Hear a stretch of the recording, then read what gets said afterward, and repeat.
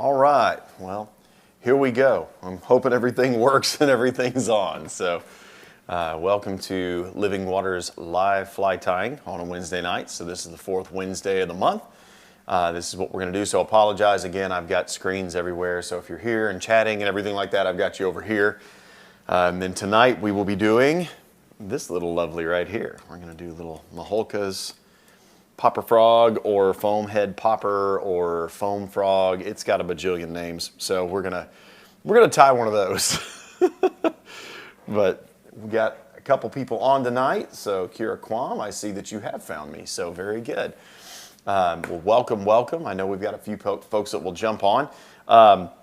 First off, it's kind of weird to be tying poppers right after I got back from the mountains. So I was up there in southern Colorado doing some guide work for Rio Grande cutthroats, and it was really awesome. The weather was lovely, although I will fully admit yesterday when I was running an errand at 4:30 and it was only 78 degrees, it was a pretty good re-entry to Texas. So if it wants to keep doing that, that's fine by me. So hopefully we get a little bit more rain to go along with it. So it's been great.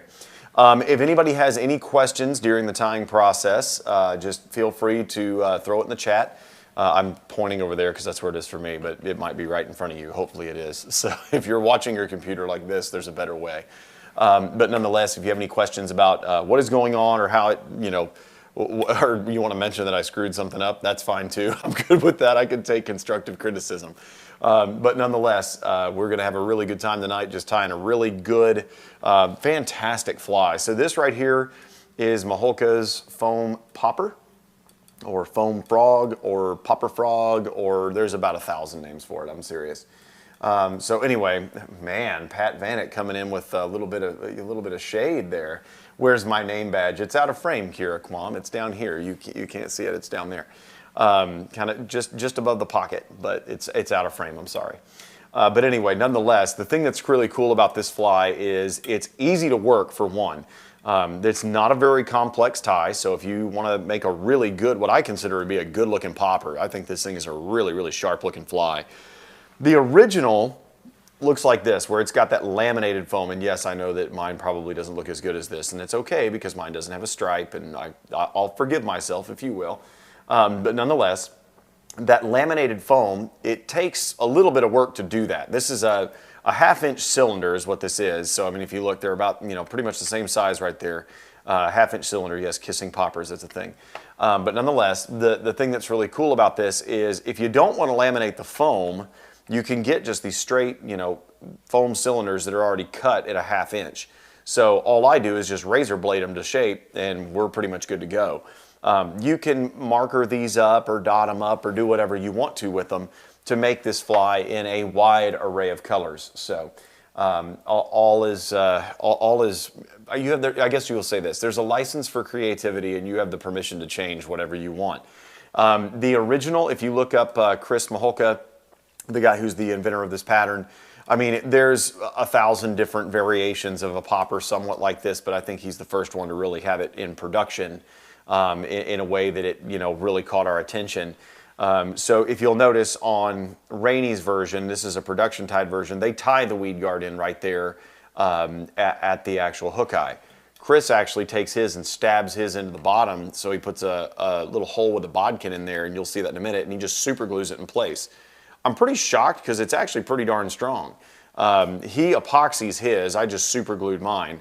And it basically glues up in the foam pretty nice. So I'm going to play with that tonight. If you want to tie that off, it's not hard to do. You just smash the end of the weed guard and put it in there to tie it in. So just a few little, things about the fly that, you can change. If you look at Chris's original on his video, he puts a bit of red fuzz right in between the tail feathers. The Rainey's version, you can clearly see, does not have that. So we're going to kind of stick a little bit closer to the Rainey's version. These are the ones that we just got back in.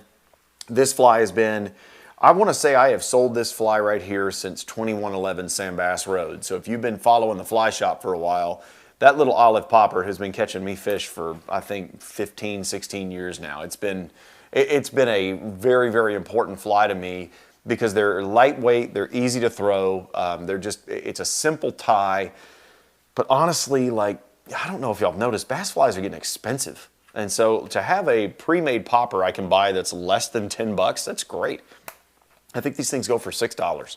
So that's awesome. So if you're not a fly tyer, it's not this one that like, it's not a $15 hair bug that you're really scared to hang up in a tree. Mind you, losing $6 in a tree isn't fun either, but it's not a $15 hair bug. So still a weed guarded fly. You can crawl it through some pretty thick stuff. I like the fact that it's just a single weed guard. It's easy to compress on light tackle. The largest fly caught bass that I have seen in recent history that was landed. I have seen one personally that would have given it a run for its money that was lost, but that was landed. A friend of mine, Mark Dillo, actually caught one over 10 pounds on this fly. And just, I think the original version was tied on a Daiichi stinger hook, if I remember correctly. And I apologize if I'm misquoting that. This is all from my very, very fuzzy memory. So don't be like, oh, you can say I was wrong. That's fine. I don't care. But nonetheless, it was tied on that old Daiichi, kind of that right angle stinger hook where the stinger hook makes a real sharp, almost 90-degree bend down to the point, and there's this little upturn point that goes up. And those hooks, while they stuck fish really well, they didn't hold fish very well because they were very bendable. So when you went to go stick it in a really nice largemouth, you and God were like this. Your prayer life gets real, real good. These hooks, though, the ones that this one's tied on, and Rainey's also ties them on this currently, and the ones that we have here at the shop are also tied on this. It is a Tiemco 8089, which I'll throw this guy out of the vise real quick just so y'all can see this. This is a Tiemco 8089. So that right there is a stinger style hook. So it's kind of a traditional bass stinger style hook, but if you'll notice, it pays a little bit more homage to kind of that B10S shape, if you're familiar with that. I know a lot of people tie with that Gamakatsu B10S, which is a fantastic bass hook. You could very easily tie this fly on that hook. There's no problem with that. But the original is tied on this little bit lighter wire stinger. So this would be probably the equivalent of like a Gamakatsu size. That's probably a 2, somewhere in there. But in a B10S, for whatever strange reason, this is a 6. And that is a massive size 6 hook. So stinger hooks ignore all the rules of standard hook sizing. So be aware that when you see a size 6 stinger, it's going to tie a fly that's, that long. It's a big fly. I mean, there's no way about that. I mean, these things are large and they're really, really bulky, but it's a size 6. If you think about a size 6 anywhere else, it's probably about half that size. So be aware that these hooks do kind of deny that there was any sort of standardized hook sizing at all. So let's go ahead and get started. I'm tying with tan Veevus and a 10-aught. So pretty straightforward. Hopefully everybody can see everything. I do have the hook situated a little bit more this way, just so y'all can see the tail that's going to be more back here along with the weed guard and all that sort of good stuff. So again, if there are any questions, I can answer those in the chat. Well, there's my first one. Will the materials be in a list in the comments, or should we take notes? You can take notes if you want to, but I do believe they are on the original posting, either in the YouTube description when this thing gets posted. I think they're in there in the recipe. We might have mentioned it in a Facebook or Instagram post. I don't know because I didn't make those posts. But nonetheless, that would sound like us. That sounds like something that Melody would do, so that because she's orderly and organized, and I'll be honest, I'm trying my best to tie this fly and not screw up, so we're going to see what happens. So here we go, 10-aught on the size 6 8089, and just so you can see that, in case you are taking notes, it's that hook right there. TMC 8089 size 6 bass bugs. I like that that's the description of the hook. This is for bass bugs. The end. So I never really noticed that before until I just looked at it. I'm sure I've seen it before, but it kind of makes me laugh now. You can tie a bass bug with this. Don't tie anything else. That's all this hook is for. If you want a streamer with this, you are out of luck. It's a bass bug. Take your thread, just kind of lay yourself a little thread base. Doesn't have to be super orderly. What I'm going to do here, I just want to add a little bit of base right there because I'm going to add the weed guard. I do things a touch different. I'm going to add the weed guard here. Some people like adding the weed guard a little further down towards the bend of the hook. And the weed guard I'm going to be using is 20-pound hard mason nylon. So stuff is super stiff, very thick, and makes a lovely weed guard. So what we're going to do is take this, and it is unruly because it is stiff. We're going to just basically capture the material, pull it back to the length that we want. So I just need it tied in about that point there. and we're going to simply wrap down it. And then what I'm going to do is I'm going to make sure that that is situated absolutely on the top of the hook. And it's okay to kind of position it with your fingers. Nobody's going to tell.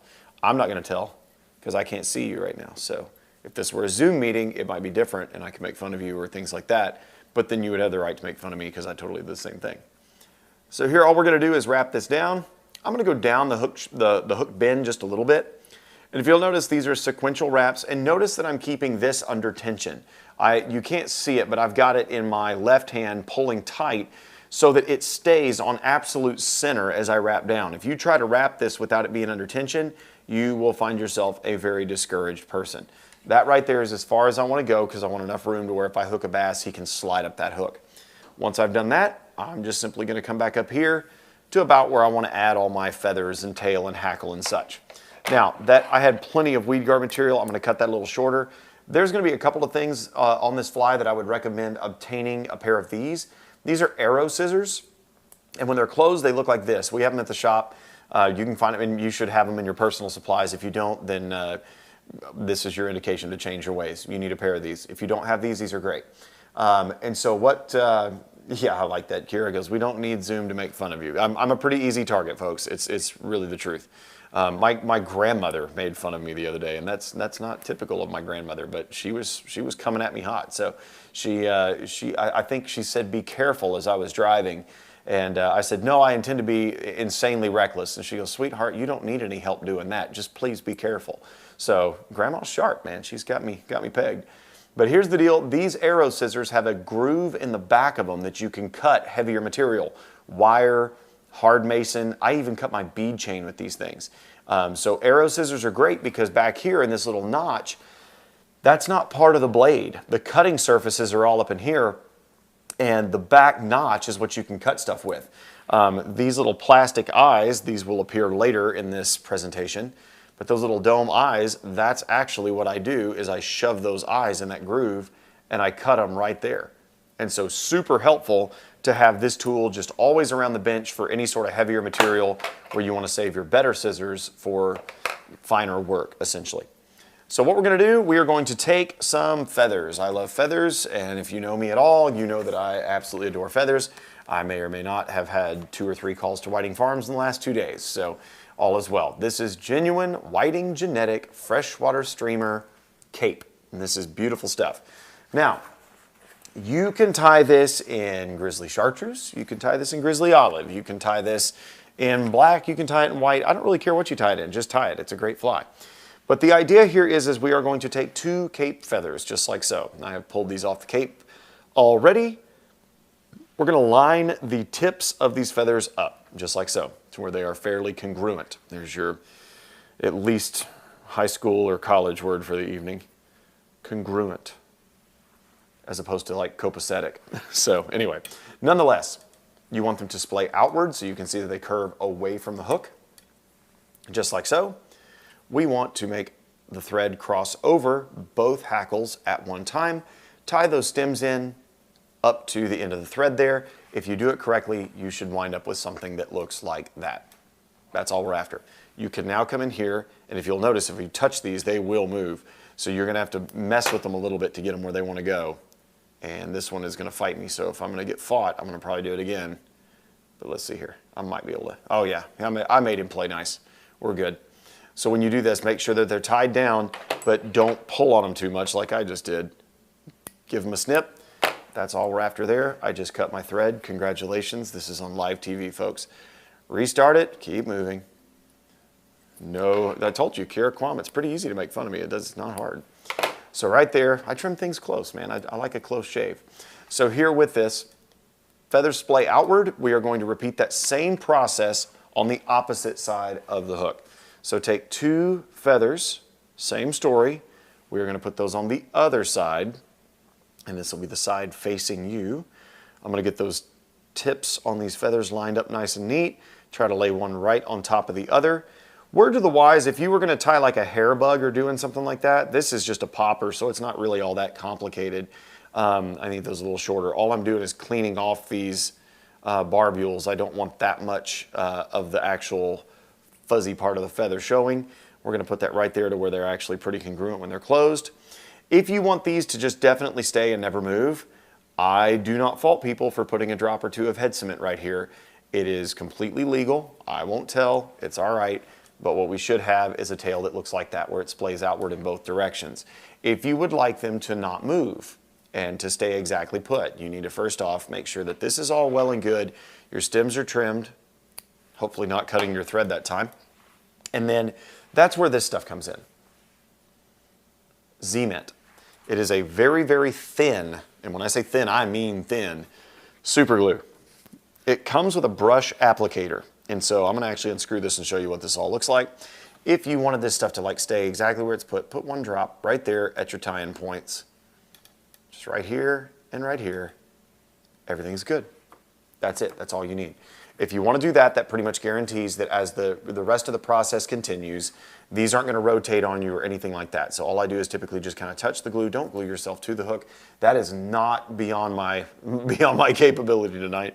I will not admit how many times I glued my fingers together tying a few of these, but nonetheless, that's what we're after. So once you've done that, your feathers are pretty well seated. They should be splayed outward. They should be pretty well book matched, and those look great. If you've got the weed guard still back there, I've got a couple of material clips that I've got those tucked away in.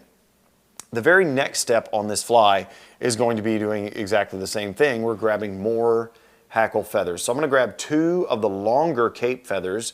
Those are going to come off the base of the cape. And what I'm going to do is the same thing. I'm going to try to match them together, tips fairly even. I'm going to splay these out just a little bit, so kind of fan them out here to where now I can tie in the tips of these things just like so. And I'm going to pull them forward just to where I know they're going to be going the right direction when I'm done with them. Tie this down. I'm not really worried about the edge pieces or anything like that. And here all we're going to do is with them both together, I'm just going to wrap them. And this is no different than hackling a woolly bugger really, except for we're doing it one next to the other instead of spiraled. And all we're going to do is just move these forward nice and neat, just like so. At which point our work here is done. This, we have effectively tied a saltwater seducer, is essentially what we have done here. If you want to think of this fly as essentially a seducer with a popper head, you would be right. I mean, that's pretty much what that is right there. Mind you, the hackle's slightly more oversized, but you know, we'll all get over it. I think we're going to be fine in the grand scheme. Slick all that back, add a couple of wraps to where you have a very smooth tie-off point and tie-in surface right here. Make any transitions down into the bare shank of that hook nice and clean. And what we should have now is this nice little sloping back. It is. It's just a seducer. I don't know if anybody's ever had these thoughts, but I have these thoughts. And so you're going to get to share in my thoughts. So there's that. Don't you cut some of your brush so there's less? No, I don't cut my brush. I cuss my brush? No, I don't do that either. But I don't cut my brush. I like a lot of glue. If I'm going to reach for the glue, I'm going to use it. No, so Kira, great question. That's a really great tip. But no, I'm not going to cut my brush. What I typically do, just so you can see, what I will do is now that I've glued this cap on this bottle, I take it and I pull the little brush applicator out, and then I put the brush in and I graze it against the inside of the container to where now it's on all drippy, drippy, goopy, goopy. And yes, those are technical terms.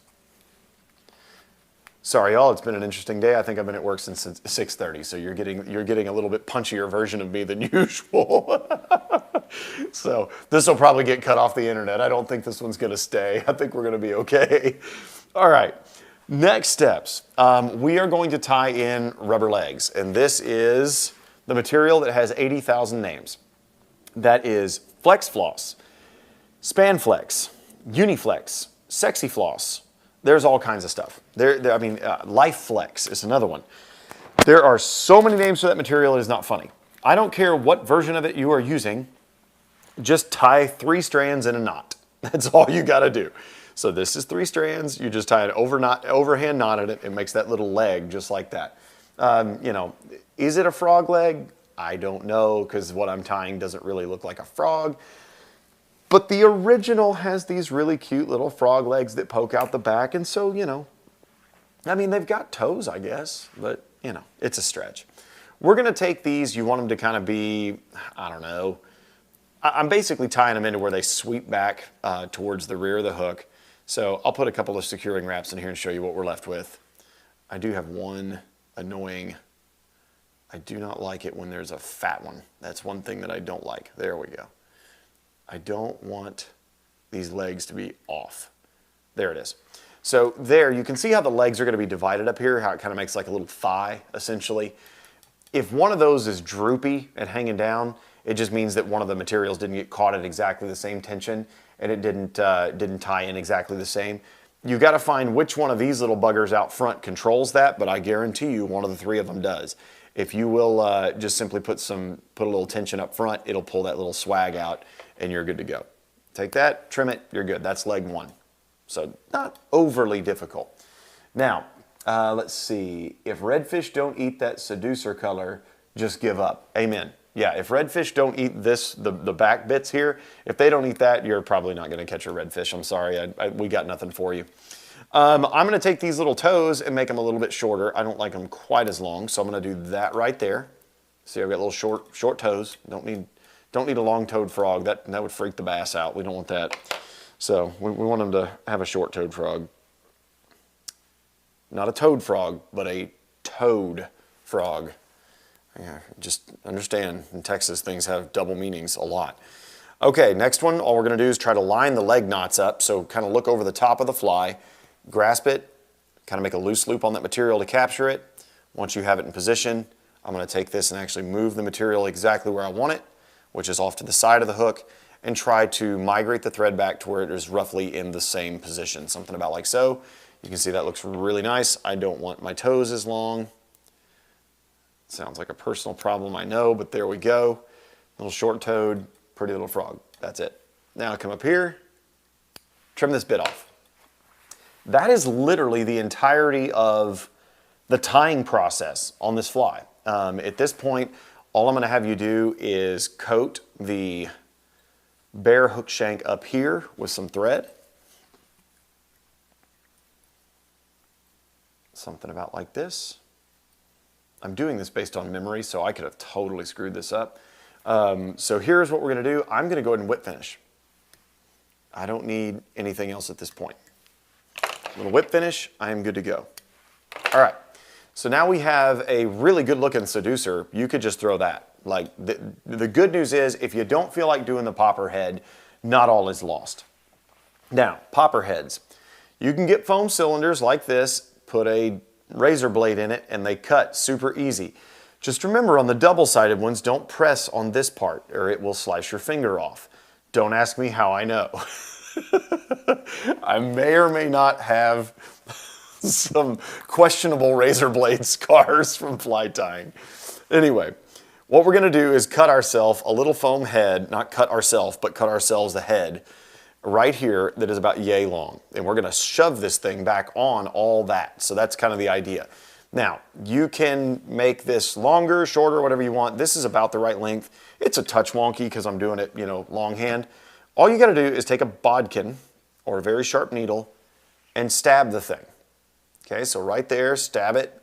Notice the stab point. It's under bottom half, dead middle. So if you want to look at, if you were to divide the popper into threes, you'd have top third, middle third, bottom third. It's probably on the line where the bottom third and the middle third meet, right in the middle. That's what we're after. Now, that's a little needle. Get a big needle and then take that big needle and shove that thing on there to where it really opens that up and makes that work. I know in the original video, Chris Mihulka actually heats a bodkin and sticks it through there to melt the foam. I mean, I've got a lighter over here, but I don't like using these if I don't have to. If I can do it with a bodkin, I'd rather just do that. It just, me and fire sometimes, I don't know, it's just not safe with that many hackles in my office. I'll just put it that way. I like my feathers too much to be deploying fire at fly tying all that often. But that's what we've got there. Now all we want to do is kind of check the actual popper head size. So if you'll look, if we shove this on there, you can see the hook eye comes out, just like it should, right up there up front. And all we're going to do is position those legs where we want it. And if you'll notice, I got this nice little collar, a good little popper head, all is well. You're like, well, that's easy, that's great. Well, yeah, but you got to glue it on there because it isn't going to stay. I can actually pull that little critter right back off. So once you've compared notes and seen that, yeah, that's exactly what I want this to go on, I'm okay with you trying it 2 or 3 times to make sure that it really fits the way you want. Get on there, shove it back to where it's nice and tight. You don't want it to crowd the hook eye too much. That's all well and good. And don't be scared of it. You're not really going to mess anything up. You can sit there and torque this thing, tweak this thing, do whatever you want. You're going to be okay. So that's step 1, is check for fit. Step next, everybody's absolute least favorite thing at the fly tying bench, Zap-A-Gap. They may as well be single-use bottles. I know you can put them in the freezer and all that sort of stuff, and it prevents it from drying out and all that. Honestly, the best way I've found is to actually put that little applicator tip on there. That seems to work a little better sometimes, and as long as you honestly, you can freeze it, you can cover it with, I've heard people say you can cover the threads with Vaseline to keep it from gluing shut. There's a number of little tricks and tips for Zap-A-Gap. Let's be honest, they're out there, but do any of us practice them? Probably not. But here we go. Take this, give a little drop of Zap-A-Gap right here. I'm going to coat this decently well on the bottom side. Our work here is done. Now we have to take this foam head and semi-quickly shove that thing on there so that it doesn't glue in the wrong spot. My eye looks good. I'm going to make sure that is clear and that this is shoved back. Once I've done that, I'm just going to keep that head pulled back just a little bit, just to make sure that my hook eye is clear. Do not glue thyself to the hook at this point in the tying process. That makes this significantly less enjoyable, and your fly is a lot less effective if it is glued to your finger. It works better if it's in the water without your fingers on it. Okay, we have a popper head, we have a clear hook eye. I'm totally good with that. Everything's good. That'll be easy to thread. I'm not going to actually tie the weed guard on here. If you were going to tie the weed guard on, you would need to leave yourself a little bit more space so that you could actually do so. That thing is mashed on there nice and neat. We've got a clean hook eye. I can easily thread 10 to 12 pound test on there, which coincidentally is about what I fish on this thing. Notice we have plenty of hook gape here. All is well. Now, you can go ahead and, if you didn't have this as a weed guarded fly and you don't want to put eyes on it, you can fish it right now. You could literally just leave the weed guard off. This thing's totally fishable as is right now. All is well. Now, the one thing I will say is that eyes do look pretty cool. I like eyes on this fly. So what I'm going to do is, again, I'm going to take my bodkin and I'm going to make a point where I want that eye. So I'm going to take it, stab it, and you can barely see it, but right, well, let me get my angles right, it's upside down, right there off the pinpoint, that's where I marked it. I'm going to come in here, kind of look at the same side. There's a couple of tricks to doing this, but I'm going to do that. Once I do that, I'll check them. Make sure that's pretty close to accurate. If you're looking at it right, they should be about in the same location on each side. That's kind of what we're after. Now, step next is cut the post off of one of those eyes. So you can see I've taken that little eye and I've cut the post off. What I want to do is take it and mash it where it's supposed to go. If you'll notice, that leaves a little bullseye. See that? Pretty straightforward. Same thing on the other side. Mash it in there good, like I've squeezed in that popper head completely. Bullseye, bullseye. We got bullseye on both sides. Now that you can see where the center point goes, take your big needle and shove that in there just a little bit. Now you can see we have an acceptable sized eye hole right there. And I'm going to just kind of move back and forth though. Now we got a better hole and a better hole. That will allow the posts on these eyes to actually stick. So now when I glue that in, it's going to actually stick in the proper hole. So I'm going to glue that and mash it in there so that the little hole is a reservoir for some of the glue. I like this. Pat Vanek says the really long, thin CA applicator tips that model shops sell will greatly extend the life of squeezed CA bottles. There you go. Am I going to go to a model shop and buy an extra thin applicator tip? Probably not, but that's a really great tip. So thank you, Pat Vanek, for telling me something that I probably will not do, and it's no fault of yours. I think that's a great tip and advice. It's just, what fun is it if I don't have to go buy another bottle of this every time I tie flies? So, can I hold up an eye? Like, no, I'm not quite in range. Okay, no. Here we go. Holding up an eye, it's just a little dome eye right here. This guy here. and they have a little post on the back side, just like that. And these are, they're plastic eyes made by Wapsi. They're solid, and these are the 6mm golds. I love these things. Favorite hair bug eye, favorite popper eye, love them, because that little post gives me a little bit, like for instance, you can see I can actually shove this guy in there. Like that right there would hold firm, firm, firm. Like honestly, if I put the smallest drop of glue, that would work. If you want, you can do that, or you can also cut the posts off either way. Since I stuck that needle in there, these will hold. So if you don't want to do that, you just have to make sure, if you don't want to cut the post off, stick the needle in there deep enough.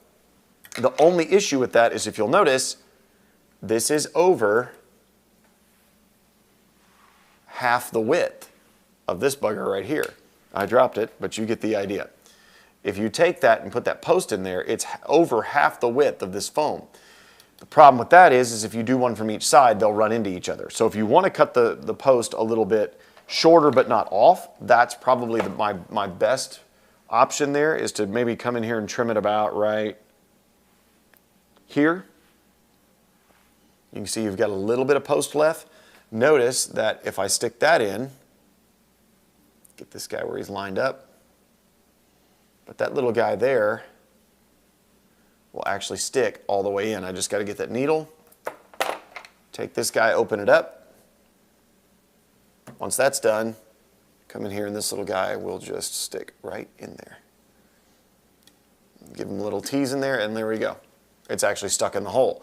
So that is one way you can do that, but you would need very, very little super glue to secure that, just simply because you've got, you know, a lot of that post making contact with the foam. I'm going to cut mine just a smidge shorter than that. I like mine just a little bit shorter. I still like a little bit of post, but not too much. Take that. I think I threw it down here on the floor. There we go. So I've got two eyes prepped here. We're going to just do a quick eye application, and then we'll affix the weed guard, and this thing is buttoned up. So you can see we have a pretty good hole on the one side. Here's the kicker. A tiny drop of super glue is all you need. If you put a large drop of super glue, you will hate your life. Take this, shove it in there. If you want a tip here, use your fingernail or lick your fingers. If you lick your finger, a wet finger doesn't stick to CA nearly as much, and it'll actually save you in the long run. So once you have that kind of secured in there nice and neat, give it a really, really good mash into that foam. Make sure that it glues up really, really well. And that's looking pretty solid. With that little bit of post on there, that'll hold nice and neat, and that looks really good. I'm gonna mash that thing in there, make sure it is secure as I can get it. So that's what we're after. Now we're gonna do the other side. I'm gonna take that, take my big bodkin, give a little poke there so I've got some room for that glue to go in. Little drop of glue in that little hole. Think of it as kind of a super glue reservoir of sorts. Keeping in mind that super glue actually more or less melts foam. So getting these things on there semi-quickly is helpful. I'm going to try not to glue my fingers to this one. It's not looking good. There we go. I think I got it that time. If I get glued to this, y'all have every right to laugh at me. It's okay. So I'm holding both eyes down. You can also work with Zap Gel too, and it buys you a little bit more time. You don't have to work quite as quickly. But that's all we need right there, is those eyes are now on the side. They look good. That's what we're after. Just a nice double-eyed popper. Gives it a little bit of profile. Looks real nice and sharp. Final step here. We're going to come on the belly. And I'm going to start. I like kind of doing things with my weed guard, which I like mine about right there, if I'm going to do this the way that Chris was doing it. So take this. Give myself a little bit of room here. I'm going to wallow out that hole just a little bit. Then I'm going to come in there with my bigger needle and make a hole right in the foam. You can see I got a hole right there in line with the hook eye. What we're going to do is actually shove this in and glue it. So you can take this, and if you'll notice, that threads in like that, and you can then glue it in place as opposed to having to tie it. It's just another way of putting a weed guard in. Is it as secure as tying it in? Probably not. But it's easy, and a lot of people that are scared of tying in weed guards, I'd rather you do it this way, just so you do it, as opposed to not doing it at all, because it really makes this fly fish significantly different. Now here's the kicker, is learning how long this needs to be, because think about this, when we glue this in, it's got to be the length that we want it to be back here. So we want that thing to be about right there. So keeping in mind that we're going to glue some of it, maybe come in here and trim it about where the hook eye is. Okay, just like so. And then all we got to do is jam it in there, and if you'll look, it's pretty much the perfect size. Comes right around the hook, and this compresses easily. That's exactly what we want. Obviously the vise is kicking it out just a little bit, but once the vise is out of the way, it should be about right there, which is pretty darn close. You can make it a touch shorter if you want. I think I want mine about right there. If I did it right, let me poke this thing in there and make sure that everything's good. That's perfect. I like mine about right there. That way I don't have too much to compress. That way if I'm fishing this thing with a lighter rod like a 5-weight, I can still compress the weed guard with ease. Now, you can do one of two things. You can put Zap-A-Gap in the hole and try to jam that weed guard in there, or you can leave the hole big enough and drip some down in there and literally just wallow that thing around just a little bit with that drop of glue in there, and guess what? It's going to coat the entire hole. Finish it off to where the hole's totally full of glue. That thing ain't going nowhere. So weed guard is now punched right into that foam head.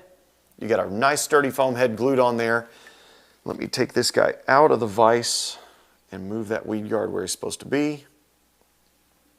I'm going to lightly clamp it in here just so you can see about where I want that. That's ideal. It's close. The vise is still messing with the weed guard a little bit, but you get the general idea. That is what we are after. That is quite simply a Mihulka's popper frog, or foam frog as it is called online. Rainey sells that under, I think it's called the foam head popper. Mihulka's foam head popper frog, I think it is. It's a mouthful. I don't really remember what it is. But yeah, let's see. Licking your fingers while using super glue can't end good. Only if you lick them before using the glue will it end good. If you lick them after using the glue, you're going to have a very interesting story at the ER. That's kind of how that works. So far, that has not happened, and I think we're good there. What foam diameter for the size of hook I am using? I will show you the label here. It's probably going to be easier to see outside the bag. This is River Road Creations. I'm using the 1/2 inch size on a size 6 hook. I want to say it's a 3/8. Yeah, it's a 3/8 when you go down to a size 10. So if you drop it down to a size 10, you just drop that 1/8 inch. So 3/8 inch for the size 10. But that right there is the finished product. It's not hard to tie. You know, these are beautiful flies. They're very effective. They're a lot of fun to fish. You can see that weed guard is just, that's an easy way. Size 10 hook, it would be 3/8 if you were going to do it. I saw the note there. So yeah, in a 3/8 inch, I would do that for a size 10. But yeah, this is such an easy fly to tie, and it's such a good looking pattern. And again, if you wanted to do the full like foam lamination thing, let me get that feather out of there. If you want to do the foam lamination thing, all you have to do here is simply, you take the foam and then you just lay it down. I think it's like called a Super 77 or something like that. You basically glue those foams together, and then there's a little drill chuck that's made that you can drill in there and make little 1/2 inch popper heads or 3/8 inch popper heads. And the yield on it's incredible because these aren't very thick heads. It's just 3 sheets of foam. You could probably get, I don't know, 30 heads, 25 heads out of one lamination session. And that's a lot of flies. And as you see, they're not that difficult to tie in the grand scheme. So just something to think about. If you want, and you don't want to do all the lamination, these already come in the set diameter. You just take a razor blade and cut them. And that's very, very simple, very, very easy. The easiest way, in the very next question I'm going to get, yep, 3M77. That's exactly it, Super 77.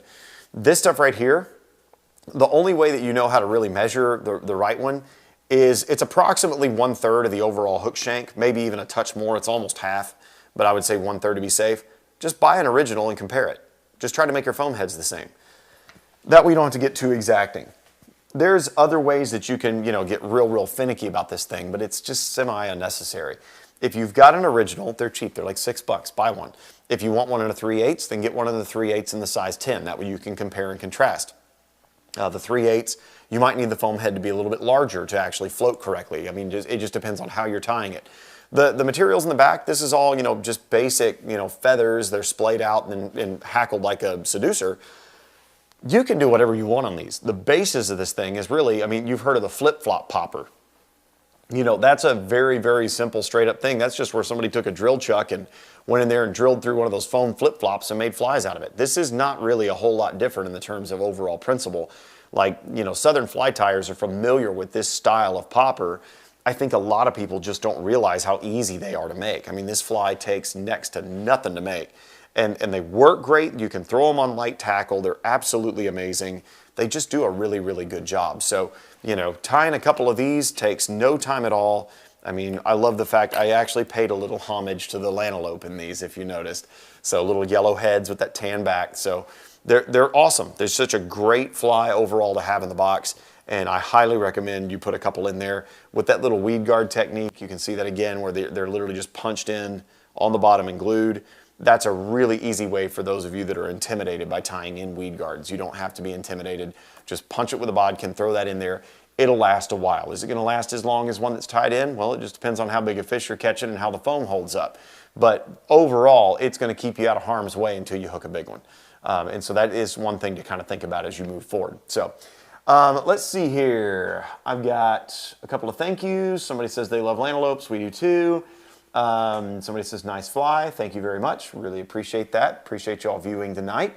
And let's see. Any other questions? I don't have any other questions here. So, I mean, I could wax eloquent on poppers. I mean, like how to fish them is pretty simple. Like just, yank it through the water. These things have a really flat face. So if you look at the originals and even the ones we just tied, that they still have that real flat face. Flat face poppers, they spit a lot. And so that's one thing. You can experiment with head shapes. If you want to do one that's angular, you sure can. It'll spit and throw water outward as opposed to having more of like a bloop kind of sound. These things chug like mad. They're incredible. If you work them in real short, sharp strips, they are so, so good.